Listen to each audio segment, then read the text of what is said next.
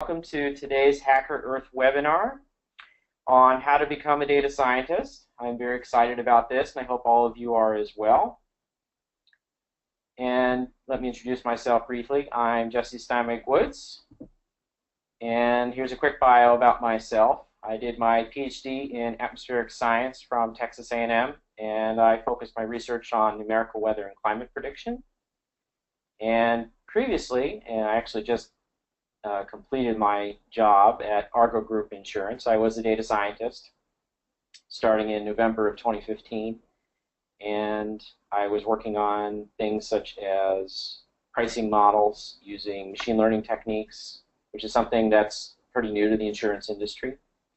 And my new job, which I will be starting Monday in the United States, I will be a senior data scientist at Tronc, which means Tribune Online Content. And these are some of the newspapers in the United States, such as the Los Angeles Times, and the Chicago Tribune, the Baltimore Sun, the Orlando Sentinel, and a variety of other papers, but more focused on the digital side of the newspaper, the online portion.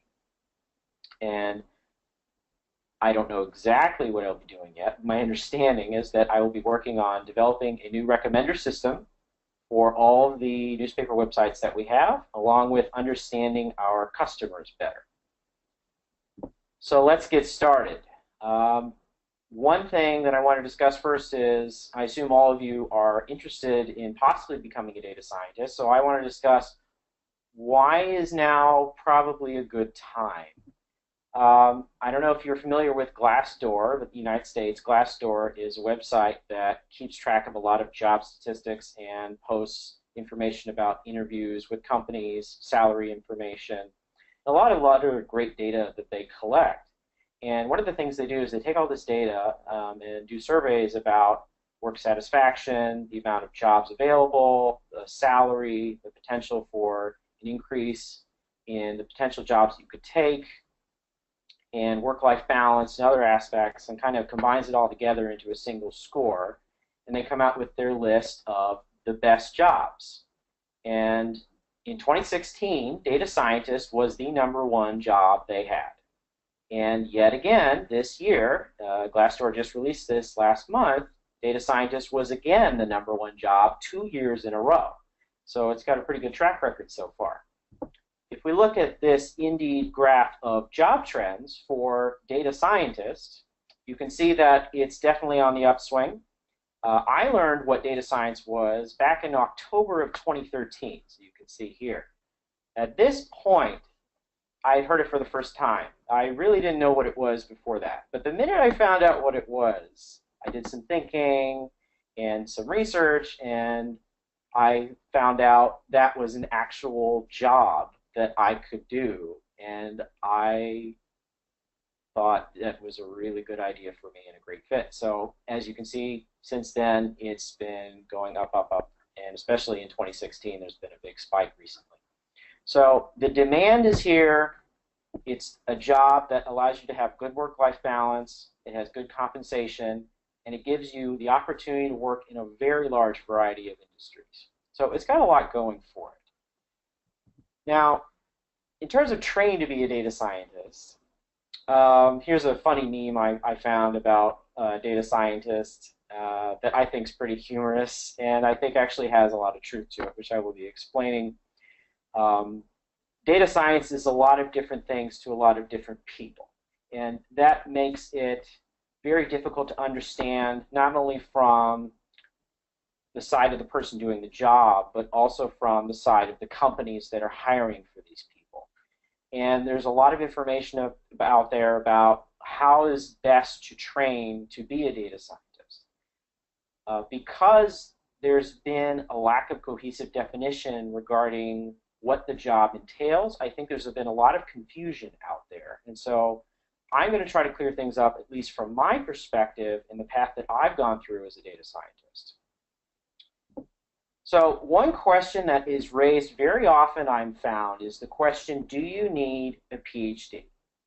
And usually what I found happens, and this isn't always the case, is that data scientists that don't have one, if you ask them this question, they immediately say, you don't need one. Data scientists with a PhD, like myself, I'm more nuanced on it. I wouldn't say necessarily you don't need one. I would say it depends. And that may not be a satisfying answer to people. But let's just take a look at the statistics. There's this great study done by this recruiting firm, Birchworks, which happens to be in Evanston, Illinois, and it was actually just down the street from where I used to live. I've actually been to Birchworks myself. And they have a lot of great people. They do really good work. And they came out with this great study, which I have a link to here, for last year. And they surveyed all these data scientists regarding their education levels. And as you can see here, a plurality of data scientists actually do have a PhD.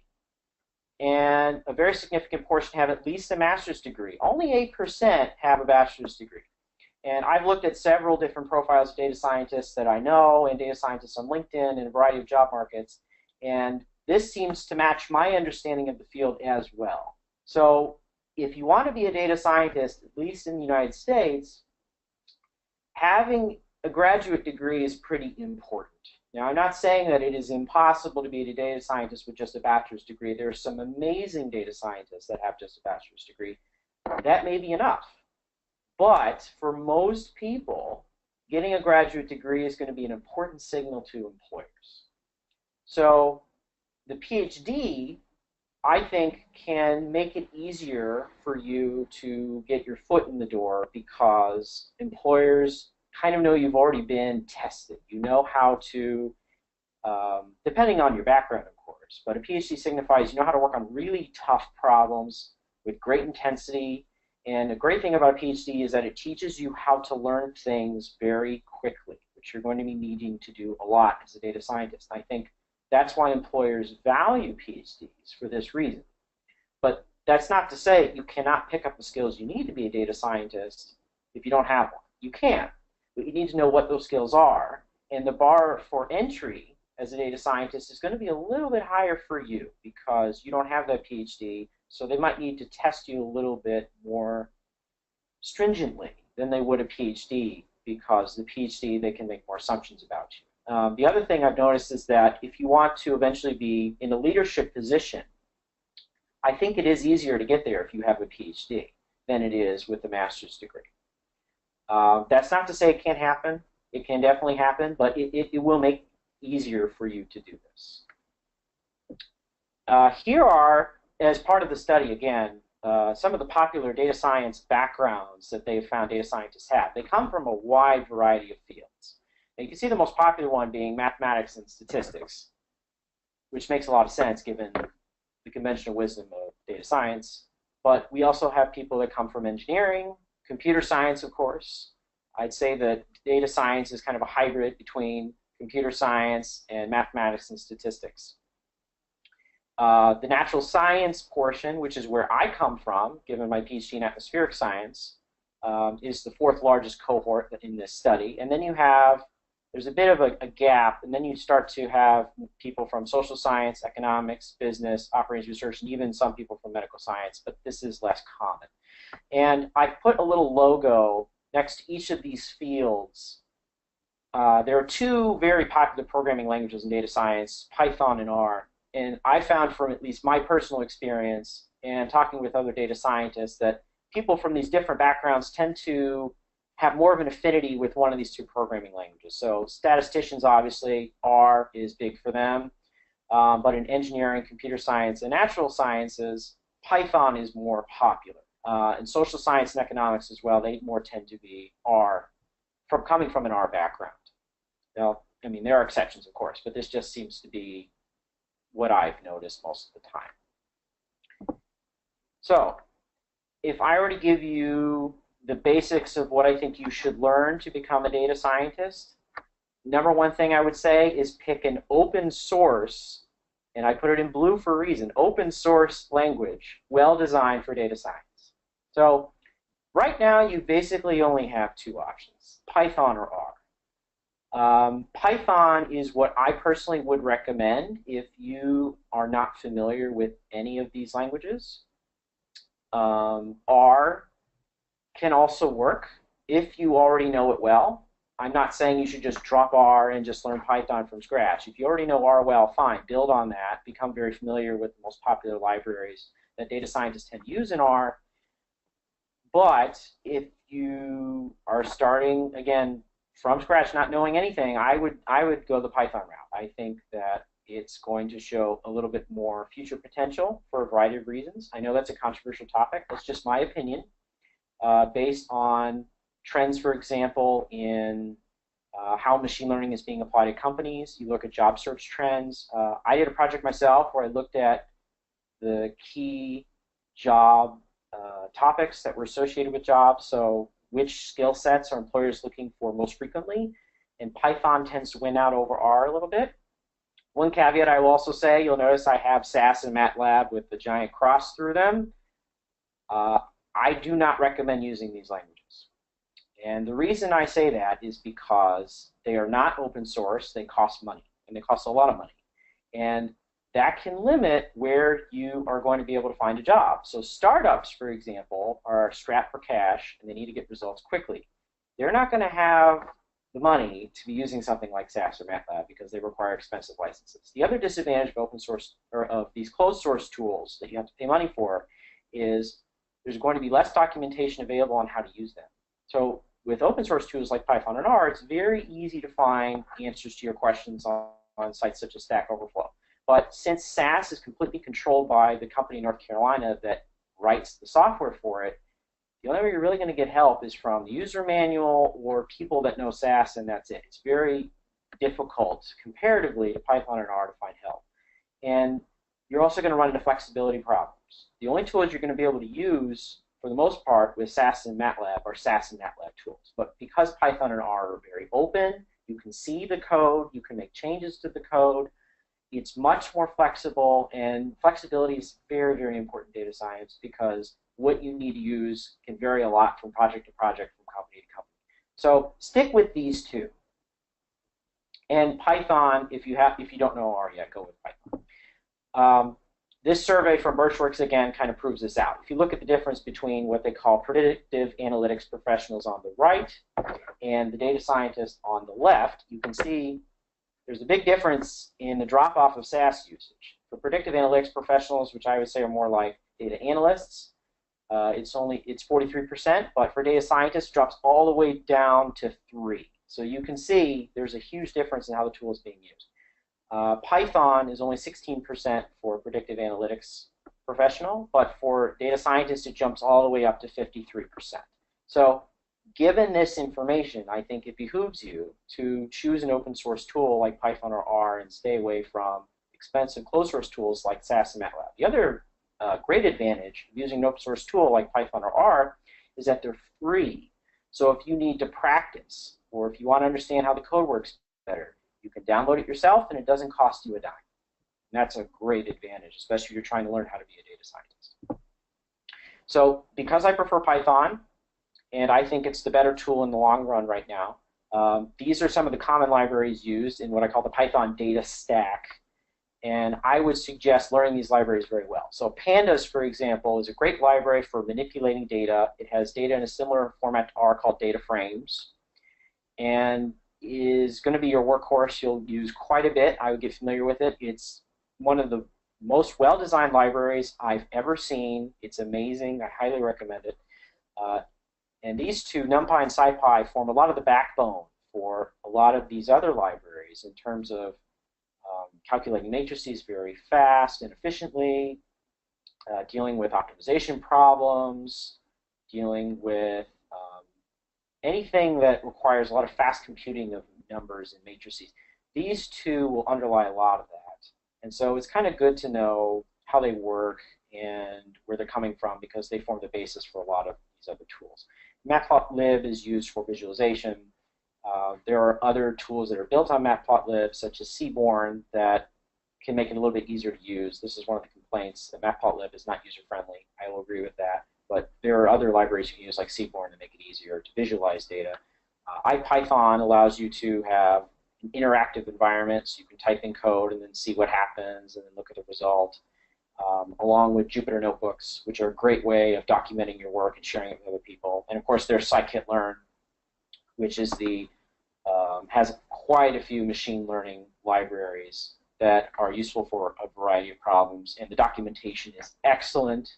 So it's a good library to learn well, and it's somewhat easier to learn because the documentation is so good.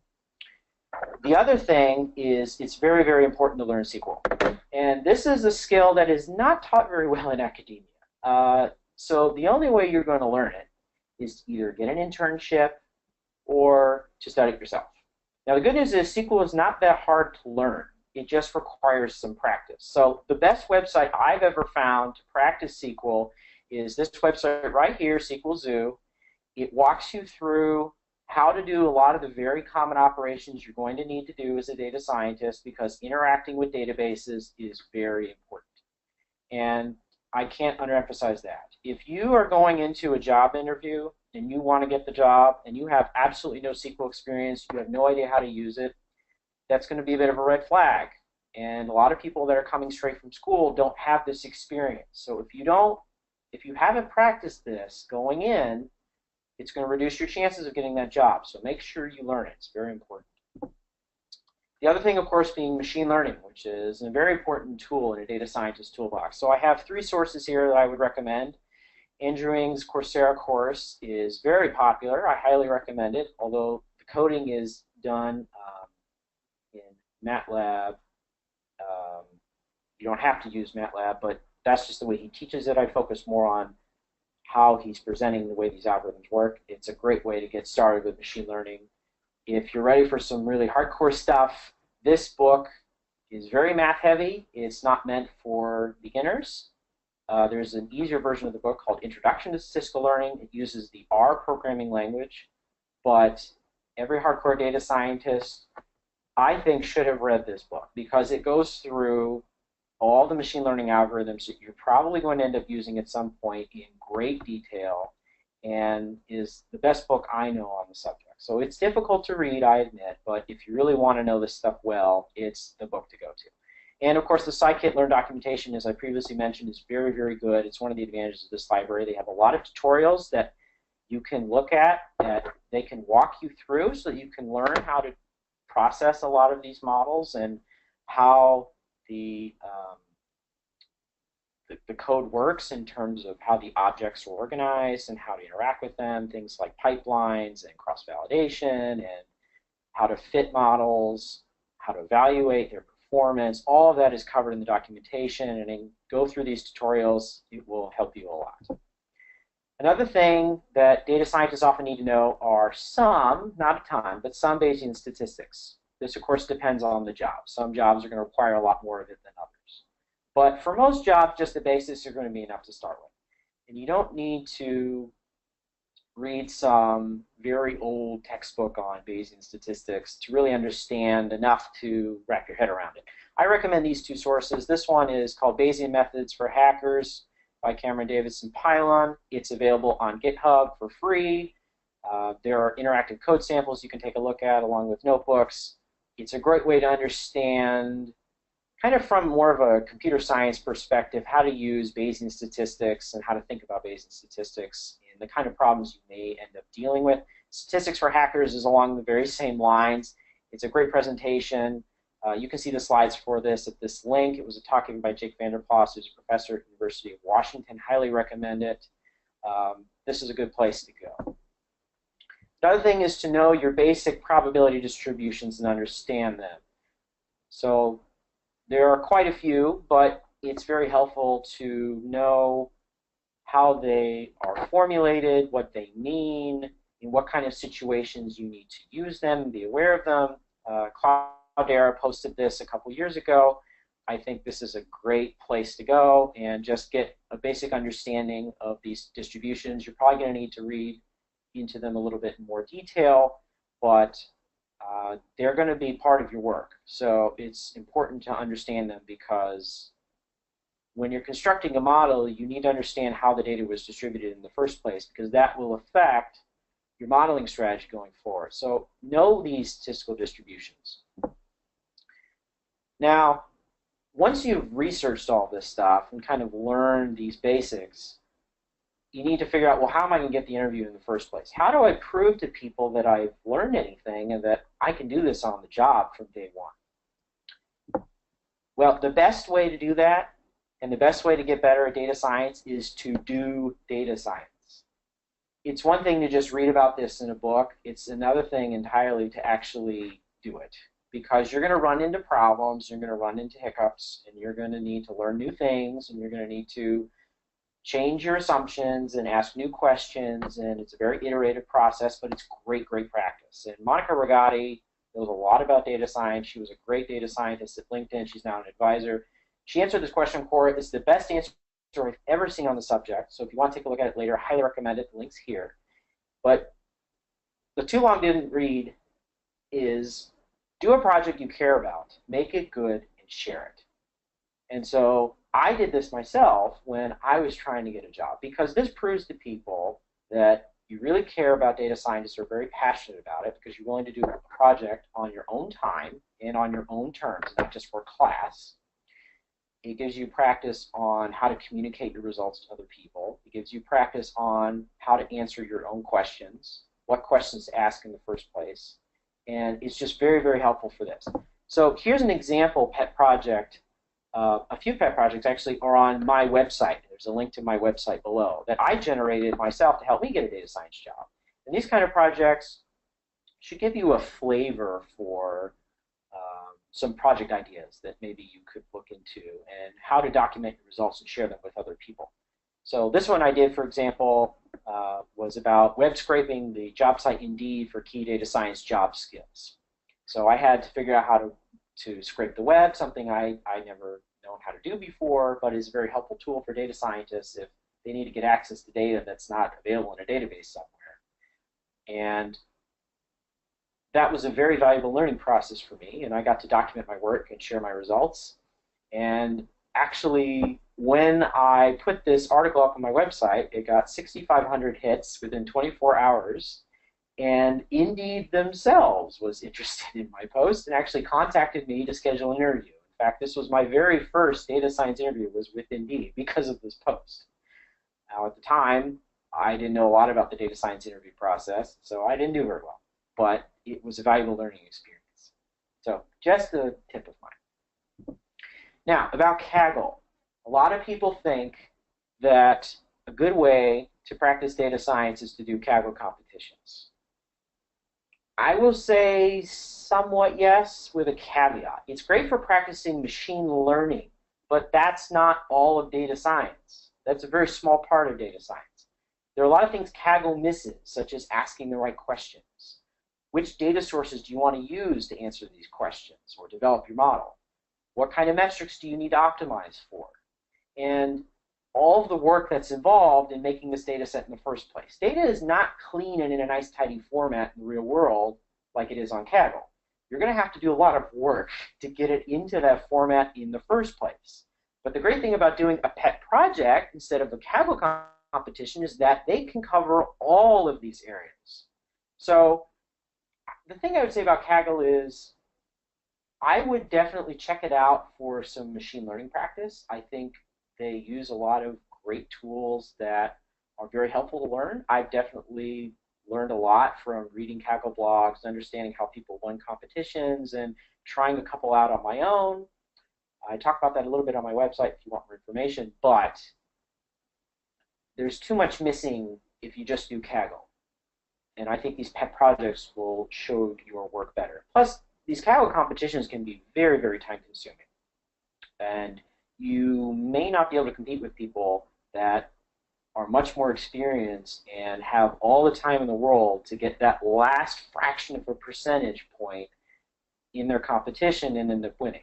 So it's a bit of a risk. If you become a great Kaggler, you're going to get attention from companies, sure. But it's not as safe of a bet, I think, as working on pet projects. So work on pet projects, I think, is a better way to go. So which jobs should you apply to in the first place? This is very hard, and this has become more hard because companies themselves don't really understand sometimes what data science is. And this great poster from Udacity, I think, kind of explains the problem. So when I look at job postings, I often see jobs that fall into one of these four categories. And you can see the skills that are kind of required for the job type. So you need to decide for yourself what kind of job you're actually interested in and which skills you feel kind of match the job best. So this first one, for example, a data scientist is a data analyst who lives in San Francisco. You can see that software engineering isn't as important. Statistics is somewhat important, but the really big thing is data visualization and communication.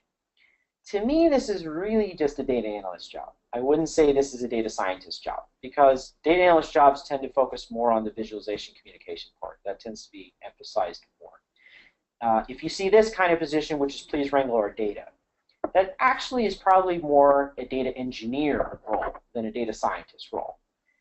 Because you can see there's a lot of focus on data munging and there's a lot of focus on software engineering. So they're more focused on building the pipelines. And the thing I will say about this is I've noticed that a lot of startups especially are really, really prone to saying they need a data scientist. But then you ask them, what do you want the data scientist to do? They then say, well, we don't have great data yet, and we need someone to build out the pipelines to get this data and store it in a nice format that's easily accessible and make sure that that process goes smoothly. But that's a data engineer.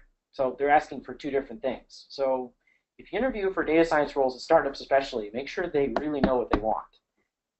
If they don't have the data available yet in a nice format that's going to be reasonable to query and to investigate, they probably don't need a data scientist yet. They need to get the data sorted out first.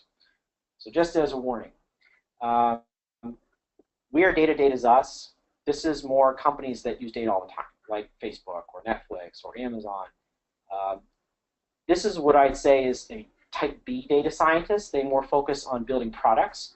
I don't agree with this chart that software engineering is not as important. I think it's very important. But that's going to be focused on building user-facing products like the newsfeed or recommender system or something that users are going to be interacting with. And the last would be reasonably sized non-data companies who are data-driven. Those are going to be companies that are more hiring type A data scientists that are trying to answer difficult questions. And so these skill sets are going to be more applicable. I need to move on, but we can talk about this more later if you want to. The other thing is look at the team. Teams tend to like hiring people similar to themselves. And this actually happened with my own team. On my team, we have 3 people, all of which have PhDs, all of which worked in either physics or kind of applied physics in my case, or applied math. And we all use Python, all 3 of us. So I'm a good fit for that team. People tend to have a hiring preference for this. So if you notice, I was just looking at the team members. If there aren't any PhDs on the team, they probably aren't looking for someone that has a PhD. If everyone on the team has a PhD, you're probably going to need one. Are they mostly computer scientists? Are they mostly physical scientists? Are they social scientists? Do they seem to prefer Python or a mix? So I would investigate the profiles of these team members you would be potentially working with and get a general sense of whether you kind of fit in with that team.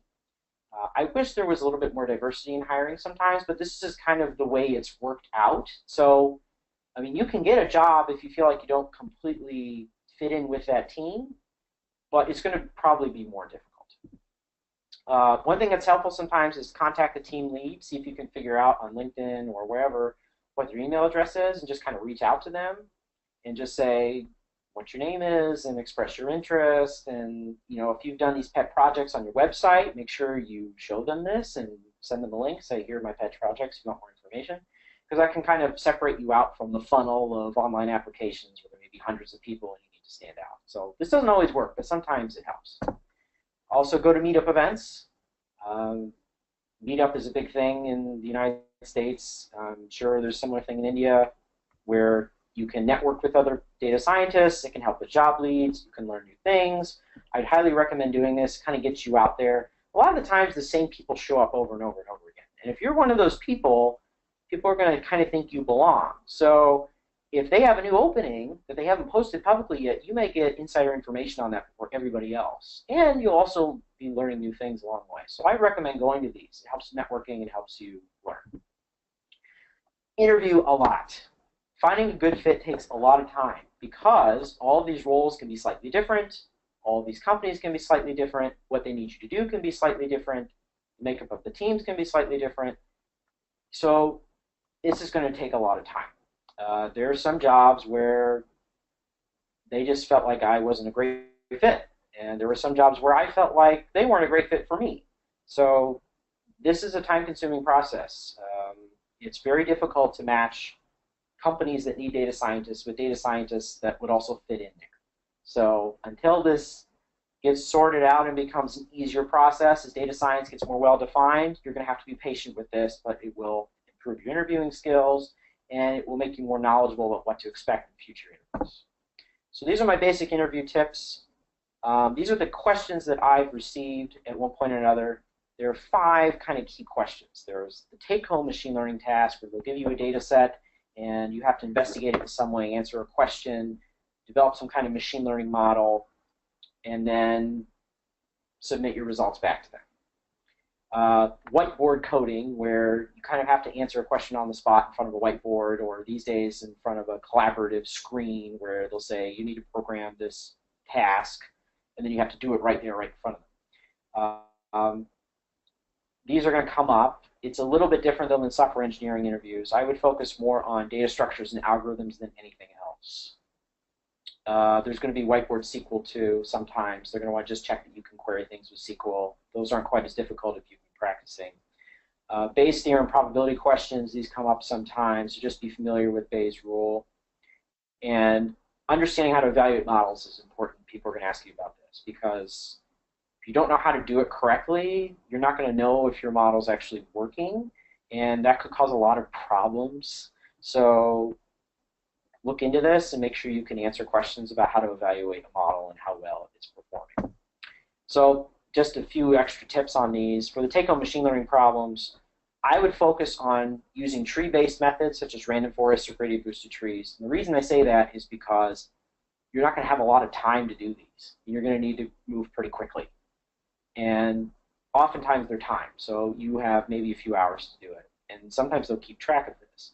So they'll say, we're going to send this to you at 12 o'clock. You have to have it back to us by 4. You're not going to have a lot of time to test tons of different models and do a ton of data prep.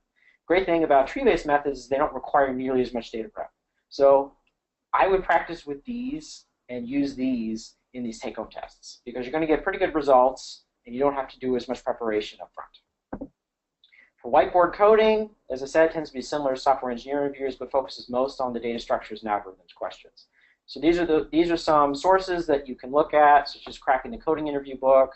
The websites InterviewCake, HackerRank, and Project Boiler are also good places to go. Whiteboard SQL, same thing. These are easier if you have used SQL a fair amount. SQL Zoo is a good review, or practice locations. You should just go through some practice problems on SQL Zoo. You should be good to go. Bayes theorem. For Bayes theorem problems, all you have to do is memorize this formula and understand what the terms mean. That's really it. There are some sample problems at Glassdoor that are helpful if you want to see what these problems look like. Usually they'll involve what is the chance you actually have cancer, or this is the probability it rains on this day and this day, or if I have a bunch of brown puppies versus white puppies, what's the probability that I'm drawing a white puppy?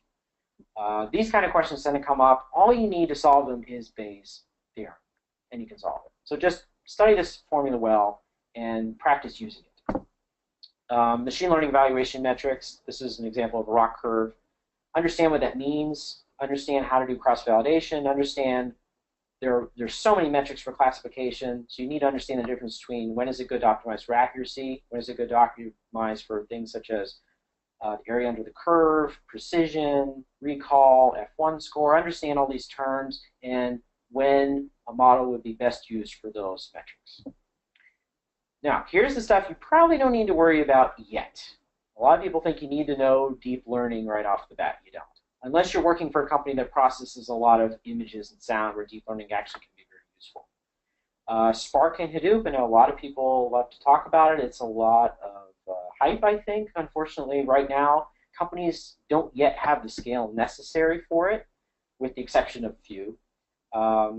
Recommender systems, which I'll be working on, most companies actually don't need them, if you think about it. So you probably just need to be familiar with what they are, but I don't think you need to know how to build one from scratch. There was one company that tested me on it, though, but it's very rare. And advanced natural language processing, I don't think you need to know it at a very detailed level, but you should at least know the basics of it so that you could work with text data if you needed to and develop a simple model that predicts whether a sentence is positive or negative. And that's really all you're going to need for your first job. That's enough. So to conclude, until we get to the questions, these are what I would say are the alternative facts of data science. Myths that have kind of been pervasive that I, at least in my opinion, I think are just not true. So alternative fact number one, most of data science is fine-tuning models to get the highest performance possible. Now that may be if you're on Kaggle, but reality is the vast majority of the time you're going to spend most of your time cleaning and merging data sets. You're basically like a data janitor a lot. And that's a really important step because if you're generating a model that's very flawed, dirty, or too many missing values, the model's not going to work very well. So this step's really, really important. Don't underestimate it. But it's also going to be a lot of your work. So if you don't like merging data sets together, if you don't like querying things a lot, if you don't like fixing it, to me it's kind of like taking a block of clay and sculpting it. If that's not something you would enjoy doing, data science probably isn't for you. But the rewards that you get after doing all of that work are totally worth it in the end. So if you can get through the data janitor type stuff, you will enjoy this job. Number two, big data is everywhere. You will need Hadoop and Spark all the time to solve every problem. Well, I just read a report that was issued less than a week ago that said Hadoop's popularity is starting to fade a bit because companies are starting to realize they don't really need it.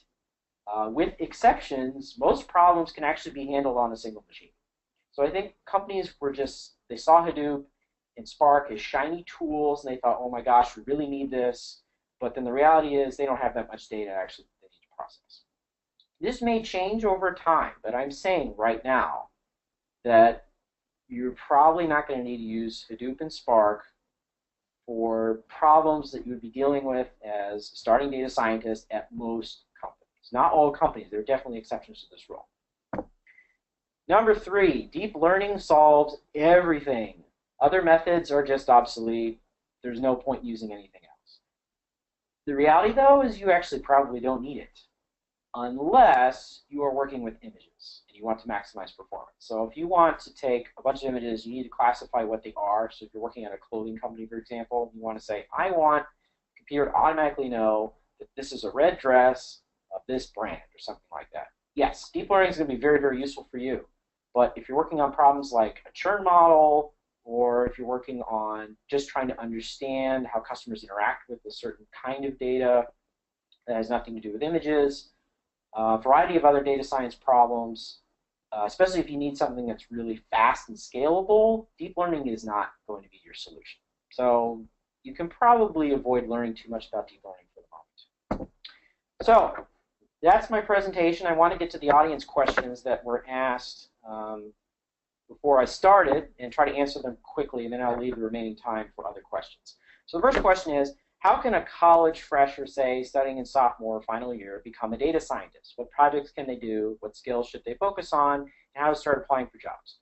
Well, I pretty much discussed this already in the presentation.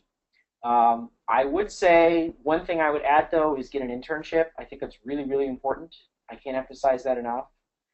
So during your sophomore, junior, and senior years, maybe even after your freshman year, try to find data science internships or data analyst internships. Work experience is really, really important. So I would go to job fairs and talk to companies and see if they have anything available.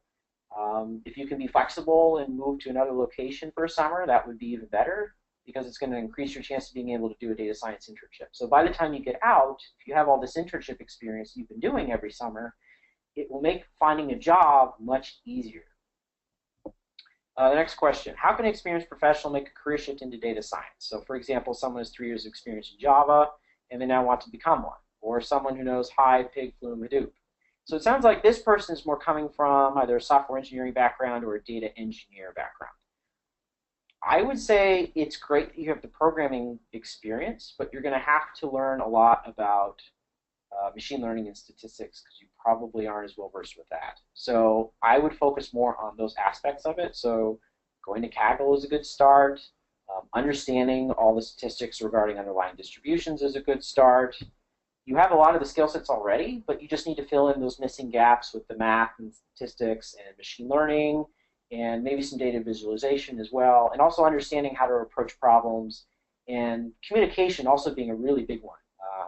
Communication is something I underestimated the importance of a bit when I was starting out as a data scientist, and now that I've been one for a little while, it's really, really important. You have to talk to a lot of different stakeholders. You're probably going to have to do that more as a data scientist than you would as a software engineer or as a data engineer.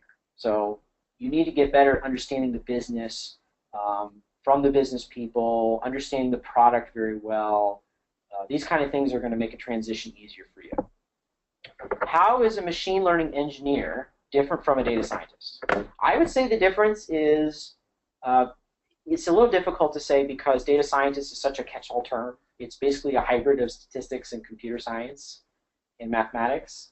And machine learning engineer can definitely fall into that. But I think machine learning engineers are most focused on getting stuff into production, and they're less focused on answering questions that the business has. So they don't do as much exploratory data analysis. They don't look at sales metrics as much. They're more focused on getting things into production that people are going to use on the other side, such as recommender systems or something that categorizes images for users, that sort of thing. So that can give you a bit of a taste of the difference. How is a statistician different from a data scientist? This is a very difficult question. There's actually a lot of debate about this, and I actually had to research it before we started. What I come to the conclusion of is that statisticians tend to have less programming experience, so they're more focused on inference, drawing conclusions, understanding uncertainty, confidence intervals, that kind of thing. Whereas in data science, you're more focused on making a prediction and making a product that will automatically do this. So the focus is a bit different between the two. Statistics is more focused on inference, and machine learning is more focused on prediction. So that kind of says the difference, but it's a very debatable subject. I'm sure people could talk about for hours, but that's my take on it based on what I've researched.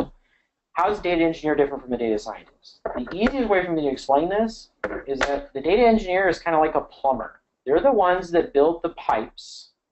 So let's say you're building a fountain, for example. You need someone that gets the pipes to take the water from where the original water source all the way up to the fountain. The data scientist takes it from there. They deal with how the water is going to come out of the fountain. What shape is the fountain going to look like? Is it going to squirt in regular intervals? Or is it going to have a nice pulsating effect? Something along those lines. That's the best analogy I can come up with. So the data engineer focuses on the backbone architecture of the data, how it's being processed, how it's being funneled, especially for complicated data pipelines or things involving streaming data. The data engineer takes care of that. The data scientist then does something interesting with the data, like visualization, generates a model, generates a new kind of product, recommender system, whatever. But that would not be possible without the data engineer's help. So my new team actually does have a data engineer that we can talk to all the time, understand the data better, get the data that we need to be able to do our work. What is the relationship between data science and machine learning? Machine learning, I'd say, is a very important tool in a data scientist's toolbox, but it's not the only one. A lot of data science jobs are going to focus on predicting things, but some data science jobs are going to focus more on inference. It just depends on your personal definition of data science and what the job is that you've been asked to do. So I'd say it's an important part of data science, but it's not the whole part of data science. What are the most commonly used machine learning algorithms in the industry today so that students can master them first? Well, Kaggle's kind of a good place to understand this because the algorithms tend to change over time. So a few years ago, the most popular algorithm tended to be random forests. And then XGBoost came out, and it moved on to gradient-boosted trees. And then there have been some computational advances in how to apply deep learning. So now deep learning is becoming more popular. That's kind of a way to get an idea of where things are going. The truth, though, is it really depends on the problem. I wouldn't focus so much on which algorithm to use as I would on understanding the questions first that you're trying to answer. You can focus on the model later because it's easier to test a bunch of different models and see how they perform and then just go with the best one for your needs. Like some cases, for example, if you have hundreds of thousands of features, it may not be computationally feasible to do something like deep learning or gradient boosted trees. You may be limited to linear solutions like logistic regression or support vector machine with a linear kernel because it's very quick. Other algorithms are just going to be too computationally expensive. So it just depends on the problem that you're having to deal with. What is the future of the data scientist's job? Will it survive after 5 to 10 years, or will it get automated? This has been a controversial question.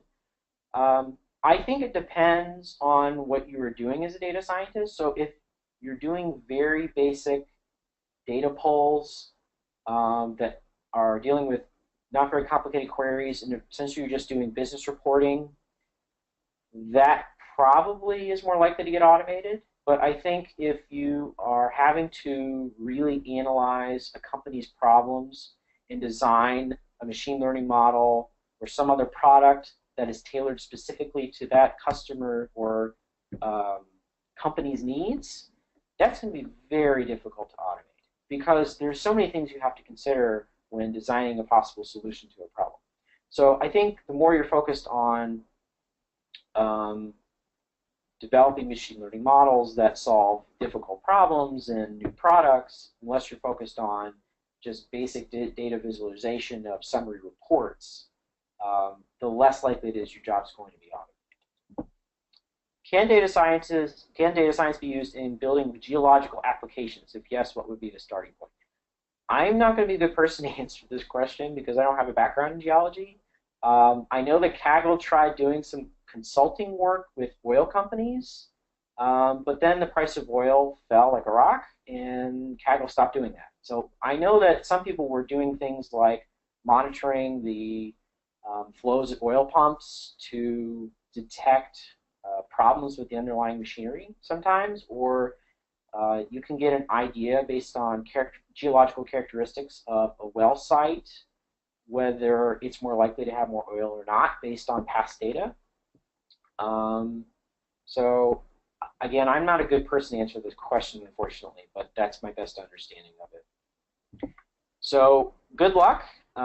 Here's my contact information. Here's my Twitter account. Here's my email if you want to reach out to me with questions, and also my website. I highly recommend you go there because I have all the pet projects I've done you can take a look at. I also have a lot of book reviews, so if you want to know some good books to read for data science, you can go there and see them. I have several books there, and it tells you the rough difficulty level of the book and what I found helpful about it. So that's a great place to go. I also have links to websites that you might find useful that have good information. So all of that's going to be included on my website, and also my contact information is there too. So I'd highly recommend you go to my website if you have further questions and you want to learn more information. So that is my presentation. Now I'd like to see if we have some questions.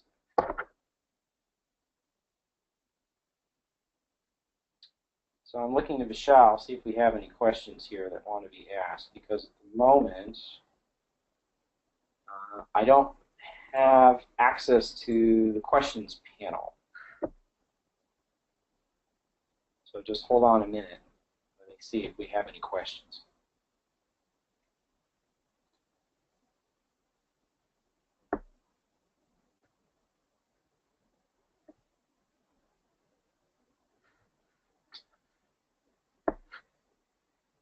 Okay, well, he's telling me that I should have access, but I'm clicking on it and it's not working. I apologize, everyone. Okay, he's going to go ahead and type and send them to me on my phone.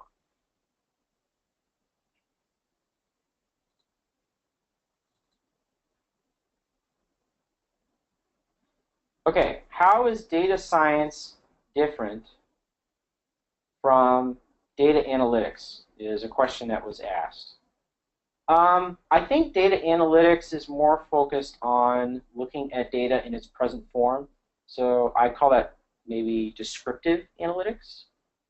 Whereas data science, I think, is more focused on predicting the future. So data analytics is kind of like the present, the past, and data science goes into the future, trying to predict what will happen in the future. So that's more predictive analytics and prescriptive analytics. And prescriptive analytics is the most automated form of analytics where you are suggesting an action that a company should actually take, given the information that the model presents. Another question we have, I'm working as a PL SQL developer in a firm which provides lending solutions to banks, automobile finance companies for about a year. I've joined machine learning specialization on Coursera, organized at the University of Washington. I want to know what else I require to gain knowledge in the field of data science. Do all these MOOC certificates help in getting an interview call from the companies which are working in the field of data science? The thing with the MOOC certificates is that a lot of people are taking them, and they don't really prove that you actually know how to apply them. So I would say that what I would recommend you do is kind of follow the tips I gave in this talk and start developing your own pet projects that you can share online with employers, that they have some evidence that not only have you taken these courses, but you understood them and you can do things with the knowledge that you were given in these courses. I think that will go a much longer way towards being able to get an interview. Because right now, it's just too competitive. There's so many people that have taken these courses. Will IBM Watson replace data scientists in the future, or will any AI advancements replace data scientists? So here's the thing about IBM Watson. I love IBM, but I think I don't really understand what IBM's trying to do with Watson. I think Watson is more designed for companies that don't have a data scientist at all, and they just need a tool that they can use that's more user-friendly. But there are going to be a lot of limitations to what that tool can do. So if you need to generate a very basic model that answers a very basic question, can Watson do that? Yes. There's probably more it can do. I'm not very familiar with the tool. But because it's a tool that's designed for that purpose, it's going to run into issues when you need a customized solution that's appropriate to your company.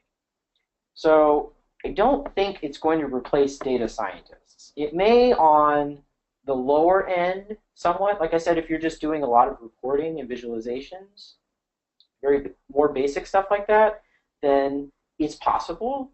But I don't think anyone really knows that yet. So it's uncertain. Is it important to learn time series? Yes, I didn't talk about this. For interviews, no. It's not really discussed a lot. I don't think I've ever had it been asked in an interview. Well, no, there was one interview where it was asked. I don't think you need to know it in detail. I mean, time series is something I knew really well as an atmospheric scientist, and at the moment, I haven't really had to use it a lot in my work. So I guess just review the basics, like what is ARIMA, how do you calculate a moving average. A lot of those basic techniques in time series actually are going to work pretty well most of the time. So I would just look into the basics if you're more curious.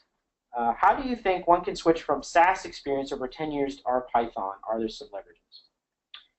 Oh, that's a tough question. I'd say the best way is to just download R or Python, and it sounds like you're just switching over to either one, and I would learn how to program in those languages. So there are a lot of great courses online that can help with this. They're free. I think you have to pay for it now, but there's stuff like Learn Python the Hard Way. There's a great website called dataquest.io that has a lot of great free courses on data science, and a lot of them are how to use Python. You're going to have to do some research on this, but that's a good way to learn. Personally, I learned Python just by reading the documentation and playing around with it during my PhD. That's how I learned it. Because the minute I started my PhD, I didn't know anything about Python except what it was used for. But by the time I was done with my PhD, I knew it pretty well. So that's what I would recommend to you. Which open source projects on GitHub do I contribute to get hands-on with data science?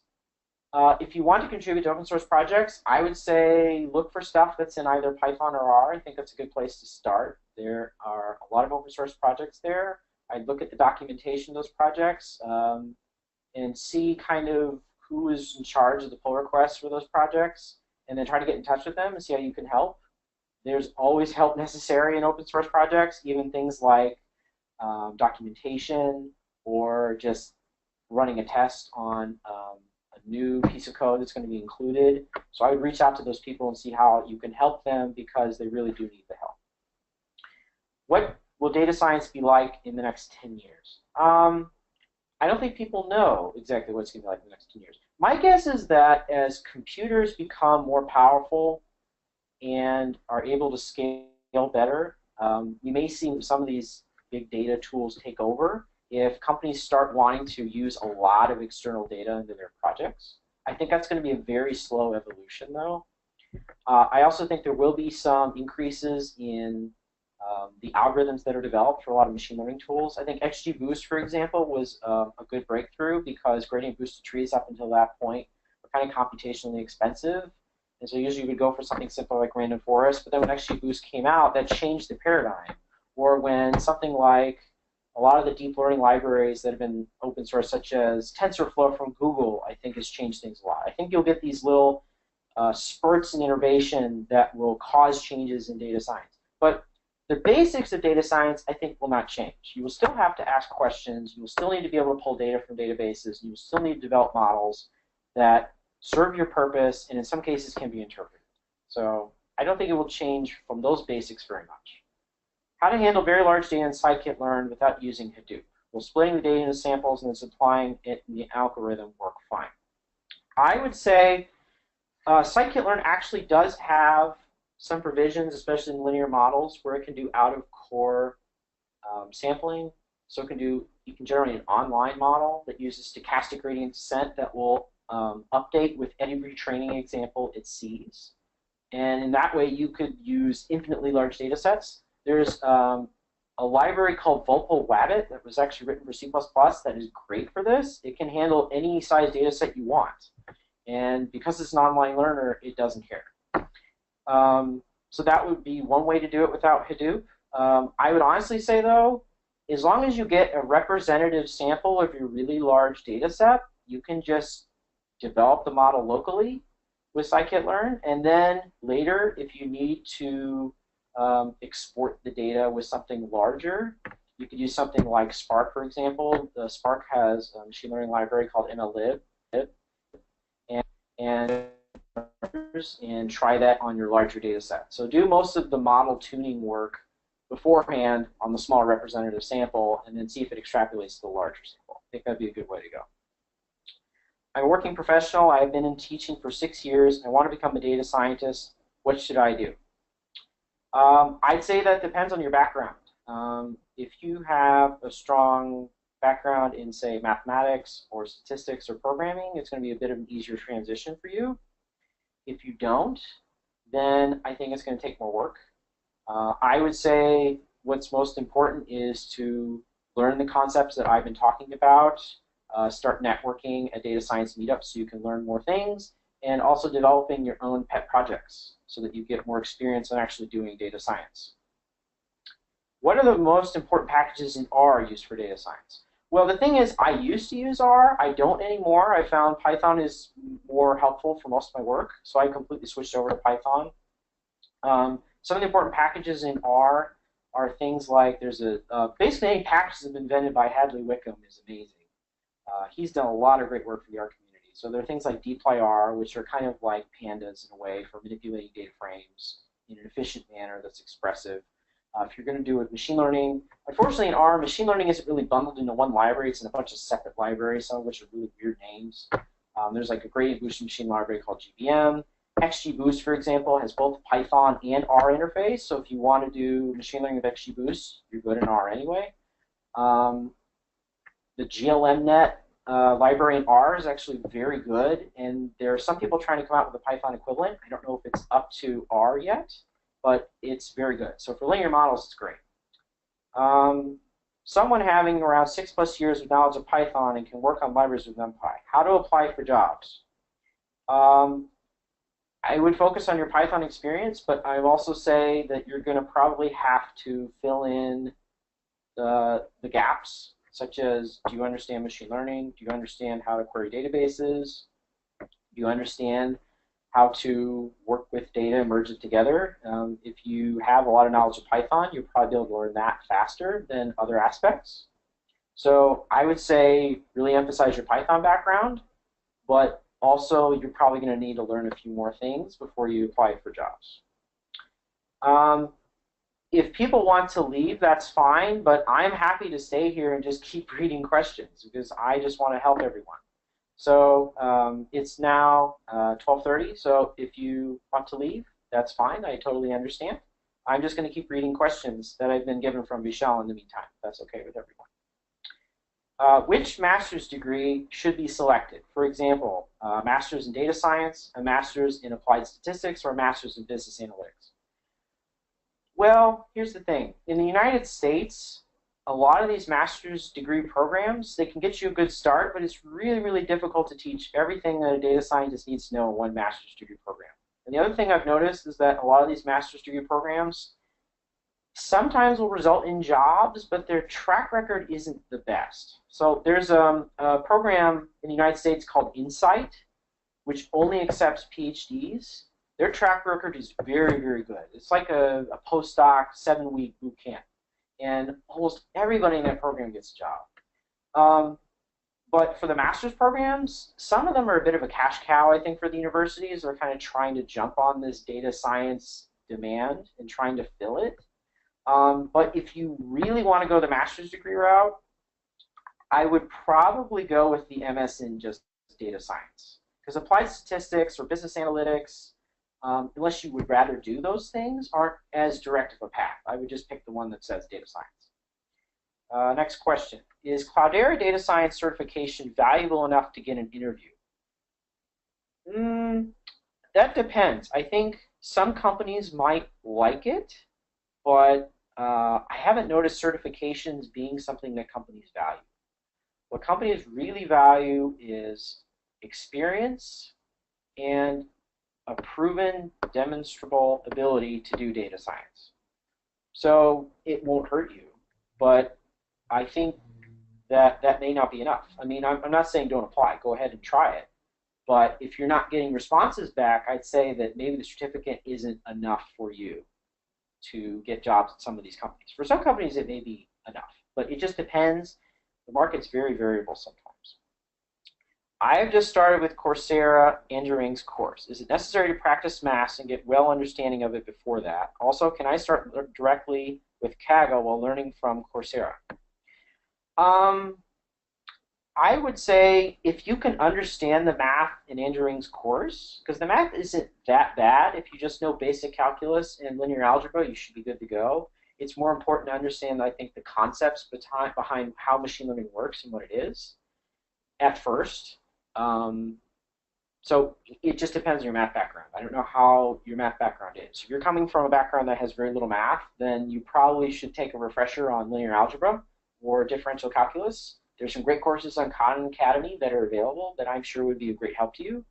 Kaggle, yeah, I think you could start with some of the introductory competitions. They have some intro competitions that aren't for money, that are just for learning.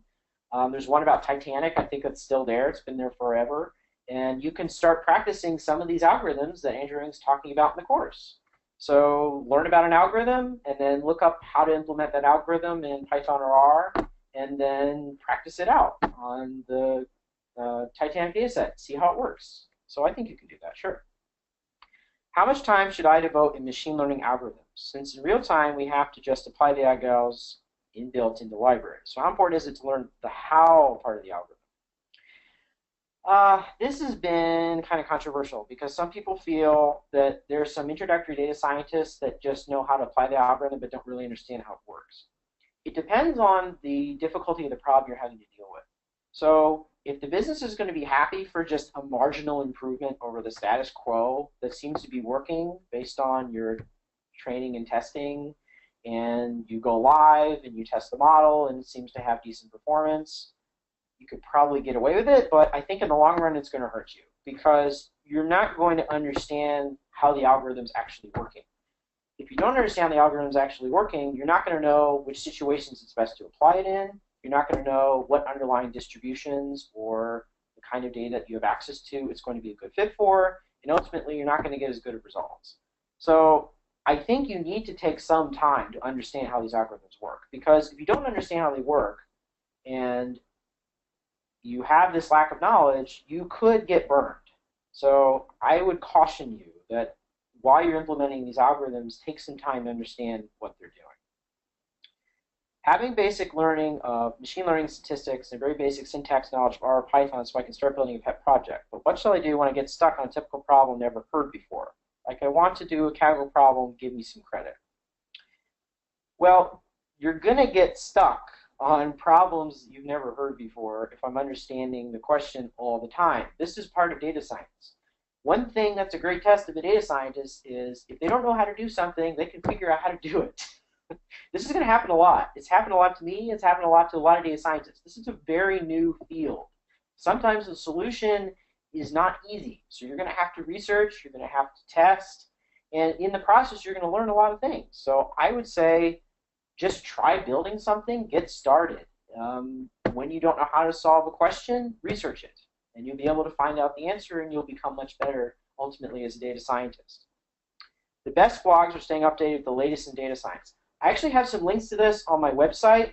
My favorite is called DataTow. It's kind of like Hacker News, but it's curated more towards data science.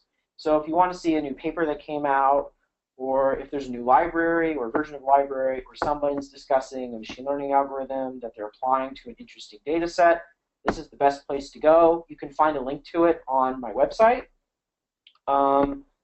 There's also Nate Silver's website, 538. Although he doesn't do traditional data science, he applies data in very interesting ways. I think learning how he communicates about the problems he's dealing with is extremely valuable. And I just think what he does is very interesting. And he's good at what he does. So I think it's a good place to read as well. Hi, I want to change careers. I already have a certification from a credible institution in my country, and I completed a couple of online courses. However, most job ads say they require X numbers of years of experience for a data science position. Any tips on how to get an interview if I don't have the experience? Okay, so here's the thing. That's where the pet projects can help. So if the position says you need at least 2 to 5 years of experience, it's going to be difficult for you to get that job. But if the amount of experience required is a pretty low number, like maybe 1 to 2 years, then you might have a shot. So in that case, again, I would do a pet project, show your work, demonstrate you know what you're doing. It depends, I think, also, I guess you're not in school. It says you want to change careers. I did an internship when I was doing my PhD. So I don't know exactly how the internship process would work if you want to change careers. What I would do if I were you is talk to someone at the company that you know that maybe is on the data science team of a company you're just working in, explain your situation to them, and see what advice they give you. But this would be my advice, is just work on pet projects and try to develop your experience. I am a data center admin and know little Python. How should I start towards the data science path? Well, if you're a data center admin, that probably means you know a lot about accessing and working with databases, which is very, very valuable. But I think you're going to need to know how to utilize a language that was developed for analytics and data science. So if you know very little Python, that's okay. The good thing about Python, I think, is it's a language that's pretty easy to learn relatively compared to other languages. Like C++, I think, is much more difficult to learn than Python because Python is interactive. It doesn't really care as much about types. The documentation online is very good. There are a lot of helpful people in the community. The way the code's written is, I think it's easier to read compared to a lot of other programming languages. So I would just practice. Okay.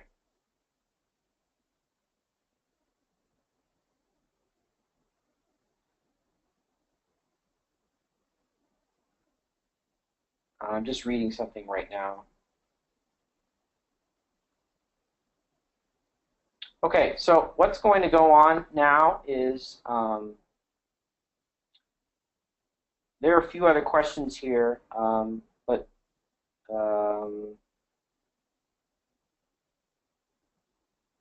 okay, I'm going to answer, I think, 4 more questions, and then I think we're going to wrap up. And then Vishal can email me some later. So, is it better to learn both R and Python instead of specializing on only one?